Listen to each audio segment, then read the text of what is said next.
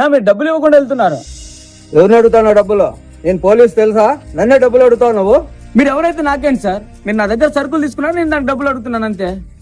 గుర్తు పెట్టుకో, ఏదో రోజు దొరుకుతావు, ఏదో కేసు పెట్టి లాఠీ తీసుకొని మత్తిలు ఎర్రదింగుతా. లాఠీ దెబ్బలు ఇంకా అంతకంటే మీరు ఏం చేయగలుగుతారు సార్? మీలాంటి వాళ్ళు ఇలా చేయబట్టే నిజాయితీగా పనిచేసే పోలీసు వాళ్ళకు కూడా చెడ్డ పేరు వస్తుంది. మీలాంటి కొంతమంది ఏమనుకుంటున్నారంటే మీ చేతిలో లాఠీ ఉంటే ఈ లోకమంతా మీ కాళ్ళ కింద ఉంటుందని, మీ ఒంటి మీద కాకి డ్రెస్ ఉంటే అది మీ అహంకారానికి లైసెన్స్ అని. గుర్తుంచుకోండి సార్, మీ డ్రెస్సును చూసి గౌరవించేది మీ లోపల ఉన్న అధికారాన్ని చూసి కాదు, మీరు కాపాడాల్సిన ధర్మాన్ని చూసి. మీరు లాఠీ పట్టుకున్నది మమ్మల్ని భయపెట్టడానికి కాదు, మాకు భరోసా ఇవ్వడానికి. మీరు కేసుల్లో ఇరికించి కొడితే పడేది మాకు దెబ్బలు కాదు సార్, మీ మీద ఉన్న గౌరవం కింద పడి ముక్కలైపోతుంది. మీ చేతిలో ఉన్న లాఠీ పవర్ మా మీద కాదు సార్, సమాజంలో జరుగుతున్న అన్యాయాల మీద చూపించండి. సారీ తమ్ముడు, పట్టు డబ్బులు. గౌరవం అనేది అధికారంతో రాదు, ప్రవర్తనతో వస్తుంది.